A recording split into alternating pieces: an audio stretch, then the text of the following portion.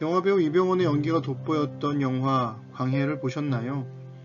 기방에서 만담꾼으로 살던 하선을 눈여겨본 도승진은 그에게 왕의 대역이 되라고 명령합니다. 갑작스레 왕이라니요. 왕의 말투와 행동, 왕실의 법도를 배워야 하는 답답함에도 불구하고 착한 백성의 마음을 잃지 않은 하선은 어느새 왕보다 더 왕다운 말과 행동으로 곁에 있던 사람들의 마음을 얻습니다. 조선판 왕자와 거지를 보는 것 같은 느낌이었죠. 어느 날 갑자기 당신에게 왕이 되려고 하면 어떨 것 같으세요? 피할 수 없는 운명이라면요. 저라면 굉장히 당황하고 두려울 것 같습니다. 사울이 그랬습니다. 잃어버린 암나귀를 찾으러 왔다가 갑자기 왕으로 기름 부음을 받게 된 거니까요. 문제는 그가 왕이 된 것을 하나님과 사무엘을 제외하고는 아무도 모른다는 겁니다.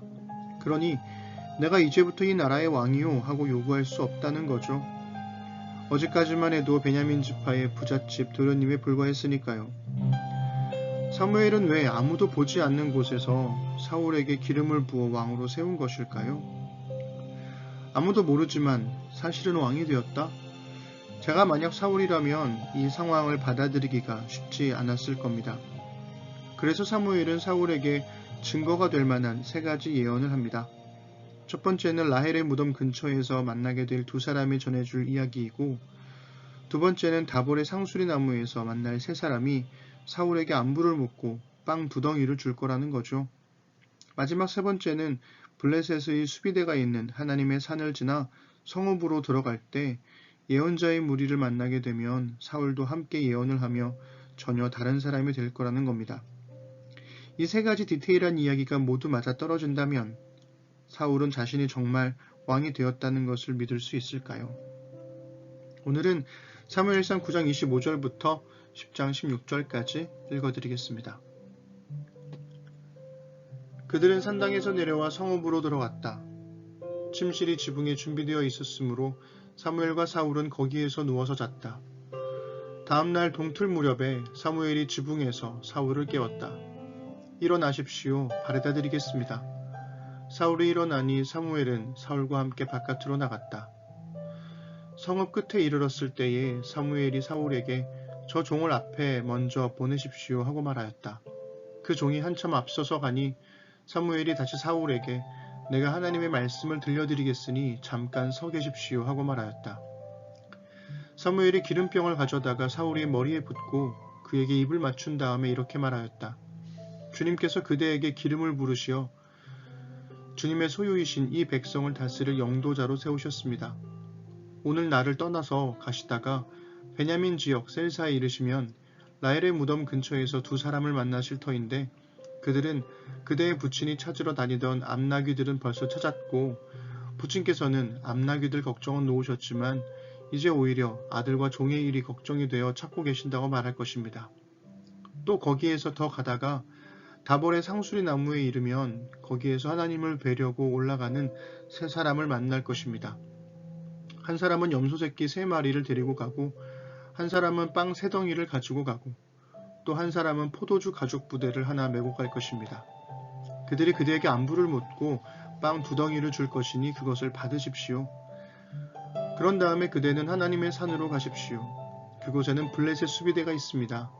그곳을 지나 성읍으로 들어갈 때에 검은고를 뜯고 소구를 치고 피리를 불고 수금을 뜯으면서 예배 처소에서 내려오는 예언자의 무리를 만날 것입니다. 그들은 모두 춤을 추고 소리를 지르면서 예언을 하고 있을 것입니다. 그러면 그대에게도 주님의 영이 강하게 내리어 그들과 함께 춤을 추고 소리를 지르면서 예언을 할 것이며 그대는 전혀 딴 사람으로 변할 것입니다. 이런 일들이 그대에게 나타나거든 하나님이 함께 계시는 증거이니 하나님이 인도하시는 대로 따라 하십시오. 그대는 나보다 먼저 길갈로 내려가십시오.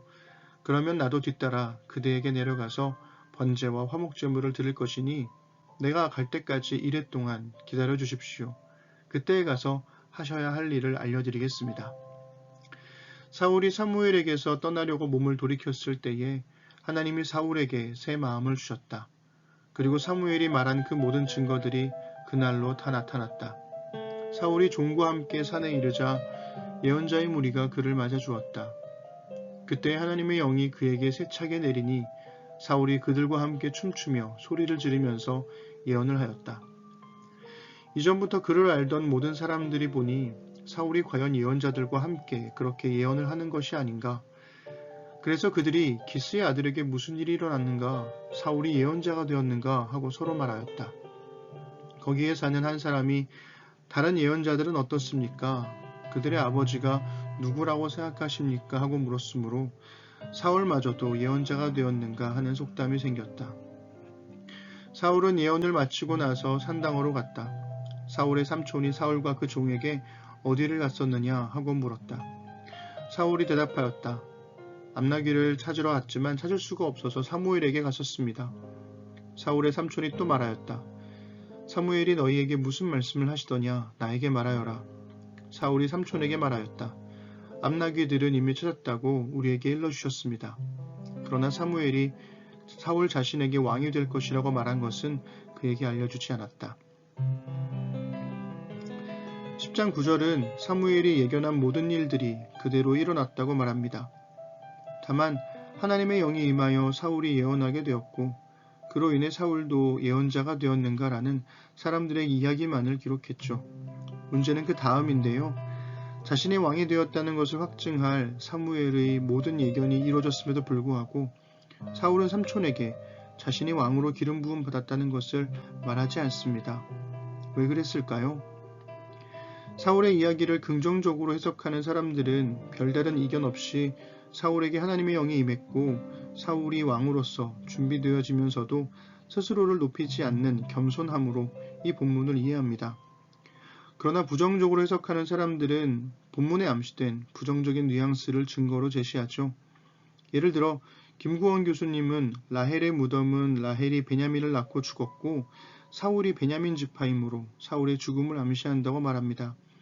또한 5절에서 블레셋 수비대가 있는 하나님의 산은 히브리어 기브아 엘로힘을 번역한 것이고 그리로 지나가라는 사무엘의 명령은 사실 사울의 고향인 기브아에 있는 블레셋을 무찌름으로써 왕으로서의 능력을 보이라는 거였는데 사울은 그냥 지나갔다는 거죠. 만약 기브아의 블레셋 주둔군을 무찌르고 성읍으로 들어갔다면 하나님의 영이 임하여 왕으로서의 이쉬아헬을 즉 전혀 딴 사람이 되었을 거라는 겁니다.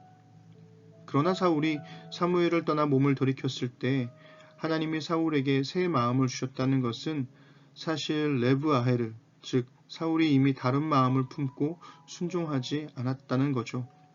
마지막으로 사울이 왕으로서의 모습이 아니라 예언자의 모습으로 나타나는 것도 부정적으로 해석합니다. 왕과 맞설 수 있는 유일한 사람이 예언자인데 사울이 예언자의 모습까지 갖춤으로써 이후 사무엘의 말에 불순종하는 것을 예견한다는 거죠. 어떠신가요? 삼촌에게 왕이 되었다는 말을 하지 않는 것은 어떤 관점이냐에 따라 겸손함이 되기도 하고 불순종이 되기도 합니다.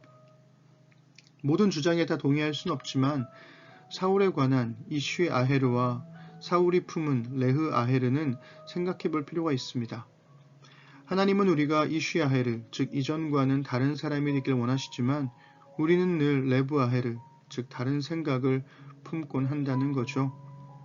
하나님은 여전히 우리가 코로나의 상황 속에서도 세상과는 다른 그리스도인으로 살길 원하십니다.